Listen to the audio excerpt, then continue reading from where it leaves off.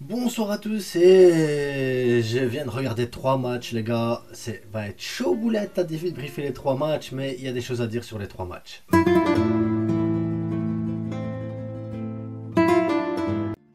On va commencer par le match le plus chiant des trois, donc Pays-Bas-Pologne.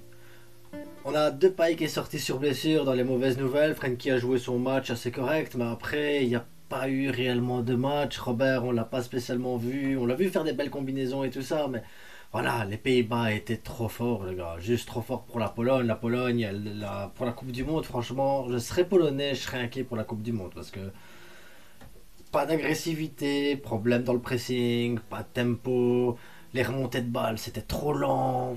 Enfin bref, la Pologne manque d'idées. Milic, il a raté à un moment donné, c'était un zéro là, pour les Pays-Bas. Ben, Milic, il a raté un truc, un face-à-face, comme ça, ainsi. Enfin, même pas un face-à-face, un centre qui vient de la droite, et il aurait juste un plat du pied, c'était goal. Mais il a raté. Ça aurait pu faire 1-1 et avoir un autre match. Mais bon, les Pays-Bas, de toute façon, dès qu'ils accéléraient, dès qu'ils faisaient un 1-2 dans le rectangle, les Pays-Bas, ils étaient trop forts. Voilà. Le match le plus facile à débriefer, c'est celui-là. Les Pays-Bas, juste trop forts pour la Pologne. Deuxième match que j'ai regardé, donc j'ai regardé Belgique-Pays de Galles. Il y a eu 2 mi-temps. Une mi-temps où la Belgique elle a super dominé, où la Belgique elle a eu toutes les occasions, la Belgique elle était au-dessus de tout. La Belgique a été au-dessus du tout pendant une mi-temps. Deuxième mi-temps un peu plus compliqué parce que le Pays de Galles a commencé à sortir, le Pays de Galles a marqué. On a vu que sur le côté gauche de la défense des Belges, il y avait quand même des boulevards. C'est parce que c'est bien que c'est le Pays de Galles qui sont mauvais, mais vous jouez contre une équipe qui sait exploiter les espaces. Ce côté-là de la Belgique, il est à chier, les gars. À chier. Ils se sont fait dépasser tout le match de ce côté-là. Et c'est bien que c'était le Pays de Galles, hein, parce que la Belgique, elle fait le même match contre les Pays-Bas sur ce côté-là. Dumfries, il explose les Belges, hein. Donc il faudrait que la Belgique, elle fasse gaffe à ça. Joueur que j'ai retenu aussi en Belgique, par contre, c'est Kevin De Bruyne. Il est là. Et t'as toute la Belgique, elle est là. Et bien, le Pays de Galles était là. Le Bruyne, il était au-dessus, les gars. Au-dessus. Le premier but, là, le plat du pied qu'il met à l'entrée du rectangle, du mauvais pied en plus, qui la place vraiment bien. Pour ceux qui n'ont jamais joué au foot, ils vont dire ouais, il a juste fait un plat du pied. Mais ceux qui ont joué au foot, ils savent bien, hein. Une balle qui arrive comme ça, ainsi, tu mets un plat du pied. Il est magique, hein, Kevin. Et le deuxième but, pareil, il te met une passe là comme ça ainsi. Ça a l'air simple. L'appel qu'il fait en profondeur comme ça ainsi, il est servi, il te la met directement. Ça a l'air tellement simple et c'est tellement compliqué de pouvoir la mettre correctement dans le bon tempo, avec la bonne puissance. Non, non, Kevin il est au-dessus, il est vraiment au-dessus. Il aurait même mérité un but sur où il fait un poteau à un moment donné. Et voilà, Kevin il est au-dessus. Kevin il est juste trop trop fort. Donc la Belgique ici elle s'impose 2-1 contre le Pays de Galles, mais ils auraient pu prendre aussi un but en fin de match et tout ça parce que le Pays de Galles a quand même tenté des tirs, le Pays de Galles a quand même tenté des trucs, mais en deuxième mi-temps. Première mi-temps, le Pays de Galles n'a pas existé. Après, la Belgique, bah pareil, ils auraient pu en mettre un ou deux en plus aussi, mais c'est le football, les gars. La Belgique était. Pour moi, dans ce groupe-là, la logique a été respectée. Quand on voit Pays-Bas premier avec 13 points, Belgique deuxième avec 10 points, pour moi, la logique, elle est totalement respectée. Parce que la Belgique a des lacunes, et j'ai pas vu une seule fois les Pays-Bas dans ce groupe avoir été mis en difficulté. Donc, voilà, Pays-Bas, Belgique, dimanche à 20h45, Pays-Bas-Belgique, à mon avis, ça va être un beau match. Surtout que la Belgique, elle doit attaquer. Si elle veut finir premier, la Belgique, elle doit attaquer, elle doit essayer des trucs et tout ça. C'est le bon moment pour tenter des trucs. Voilà. Moi, je retiens juste ici blessure de Memphis Depay. J'espère que c'est pas trop long. Je sais que Memphis Depay n'est pas le choix prioritaire de Xavi, mais on a besoin de tout le monde pour ce mois-ci. Donc moi, ça m'emmerde aussi la blessure là. Et demain, on a l'Espagne qui joue. J'espère qu'il n'y aura pas de blessure parce que ça va devenir une hécatombe, hein. Ces matchs-là, ils tombent pas bien. Alors ensuite, la France, les gars. La France. La France a des choses à dire. Donc, je vais commencer par le match que j'ai pas regardé. Donc, Croatie-Danemark. La Croatie, elle gagne contre le Danemark, ce qui fait que les Croates sont premiers. Le Danemark, deuxième. Et donc, la Croatie jouera son dernier match contre l'Autriche en Autriche. Alors, on va voir qui va finir premier. Ce serait les Croates ou les Danois, mais on verra ça. À vrai dire, peu importe. Peu importe, je m'en fous. Par contre, France, qui gagne contre l'Autriche ici 2-0. Il y a des choses à retenir sur ce match, et j'aimerais pas être à la place de DJ Deschamps parce que à un moment donné, je pense que DJ Deschamps il doit faire des choix. Et il doit absolument faire des choix parce que Mbappé, il peut pas tout faire. Il faut partager les tâches dans une équipe, il faut partager les tâches. Mbappé, il peut pas tout faire. Mais je vais revenir sur Mbappé après. Parce que il y a un homme qui est pour moi sorti au-dessus de tous. Un homme qui, de base, ne devait pas aller au Qatar parce qu'il y avait le retour de Benzema. C'est Giroud, les gars. Giroud, il revient, l'équipe de France rejoue comme Didier Deschamps veut que l'équipe de France joue. Giroud, c'est le pion essentiel de Didier Deschamps. Il met encore un but ici, sur un centre de Griezmann, mais en dehors même de ce but, il fallait voir la première mi-temps, les déviations de la tête, la manière dont il apporte offensivement, les passes, les 1-2 avec le gars, il est pour moi indispensable à l'attaque de l'équipe de France. Indispensable. Et c'est là que je me dis dans la tête de Didier Deschamps comment il va faire. Parce que si Benzema revient, on est d'accord que Benzema, il est important. Mbappé, on sait qu'il est important. Giroud, il est important pour cette équipe de France. Et clairement, pour moi, c'est le point d'appui de cette attaque de l'équipe de France. Et ensuite, on a Griezmann, qui pour moi est une grosse interrogation. Parce que il y a à un moment donné une conversation avec Didier Deschamps et avec ses joueurs, parce que Griezmann, il a totalement perdu sa place. Hein. Totalement. À partir du moment où Mbappé il tire tous les coups francs, tous les corners, que le garçon il revient même très très bas pour récupérer la balle et qu'il décide de monter tout seul pour faire les tirs tout seul, les actions tout seul, parce que le Mbappé il va tout seul, hein, il s'en fout des autres. Hein.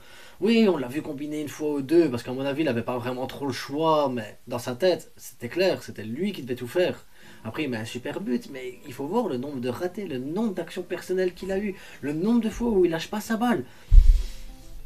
Moi, je pense que Mbappé, c'est pas l'équipe de France, c'est l'équipe de Mbappé. Hein. Mbappé, il doit tout faire, il doit recevoir tous les ballons, il doit avoir tout. Moi, je suis content que ce gars-là, finalement, il joue pas en Liga, hein, parce qu'il aurait changé les règles de la Liga pour lui tout seul. Hein. Quand je vois tout ce qu'il fait avec ses sponsors, avec les caprices qu'il a avec le PSG, la manière dont il tire le gars, il a un melon comme ça. Le gars, il lui faut tout. Il lui faut tout. Il lui faut tout, ce garçon. Et c'est au détriment des autres. Parce que c'est pas l'équipe de France là, hein. C'est un peu comme le PSG, c'est le PSG avec Neymar, Messi, Verratti et tout ça. Et on a après Mbappé. Eh ben, en équipe de France, c'est la même chose. On a Mbappé et on a tous les autres derrière. C'est tout. Et c'est peut-être moi qui ai un problème avec Mbappé. Je sais pas vous comment vous voyez les choses, mais après, je pense que Deschamps, il a un problème. C'est qu'à mon avis, il y a un truc avec les sponsors, un truc avec les affaires, qu'il faut absolument que Mbappé joue tous les matchs, qu'il soit absolument titulaire, qu'il joue les 90. Il l'a fait sortir pour faire rentrer un autre joueur 30 secondes. Le gars qui est rentré 30 secondes, ouais, je sais pas. Mais il y a un problème parce que Griezmann, dans cette situation-là, habituellement, donc je sais pas si vous vous souvenez, 2000. Allez, il y a pas si longtemps que ça, 2020-2018 on était sur Griezmann qui revenait défendre plus bas et qui à ce moment-là était à la création et tu avais Mbappé qui était à la finition. Donc Griezmann, création, Mbappé, finition. Griezmann ne fait plus ça, il peut plus le faire parce que Mbappé est à la création et il est à la finition. Il n'y a plus la place pour Griezmann dans cette équipe comme ça. Et c'est dommage parce que Griezmann, dès qu'il a la balle, il fait des choses bien. Hein. On voit bien là, le centre du droit qu'il fait pour Giroud, il est exceptionnel. Et il apporte aussi dans les transitions, on le voit bien qu'il veut combiner avec les autres joueurs. Mais tu peux pas lui dire à Griezmann, maintenant t'arrêtes, tu fais plus rien. Hein. Parce que c'est ça la vérité. Griezmann, c'est un très bon joueur, mais là, ici, il ne fait plus rien. Mbappé prend tout. Il prend tout. Alors je ne sais pas comment il va faire Deschamps après pour mettre Mbappé, Benzema en duo, et comment il va faire que Giroud soit intégré dans ce duo-là. Parce que Giroud, je suis désolé, il est essentiel pour Didier Deschamps. Donc pour moi, il y a un truc qui ne va pas. Cette équipe de France, elle est totalement déséquilibrée. Donc oui, ils ont gagné 2-0 contre l'Autriche. Mais il y a un problème d'équilibre. Il y a clairement un problème d'équilibre dans cette équipe de France. Il y a l'autre là, il a un melon comme ça, il lui faut tout, il lui faut garder la balle, il lui faut faire des trucs tout seul. Deux, trois fois il aurait pu combiner, deux, trois fois il aurait pu faire des passes ou essayer autre chose que ses tirs, ses ratés, ses bazars. On voit bien que les autres sont altruistes, ils jouent les uns pour les autres, mais pas lui, pas lui. Ce que je retiens aussi, c'est Klose à droite, il a bouffé la ligne tout le long. Tac, tac, tac, tac, tac. Je suis pas sûr qu'à Marseille, il le fasse comme ça, hein. Le gars ici, il a été à un bon niveau. Klose était à un bon niveau. Quel autre joueur aussi je retiens? Mendy qui a été pour moi moins en vue offensivement que Klose, mais je pense que c'est aussi une question d'équilibre. C'est-à-dire si Klose monte, Mendy revient. Et de toute façon, avec le Real, on le voit aussi. Mendy n'est pas un joueur offensif, c'est plus un joueur défensif, un joueur qui bloque. Voilà, défensivement, Mendy est meilleur, Klose est meilleur offensivement. Voilà, c'est deux profils différents. Je pense que là, ça s'équilibre.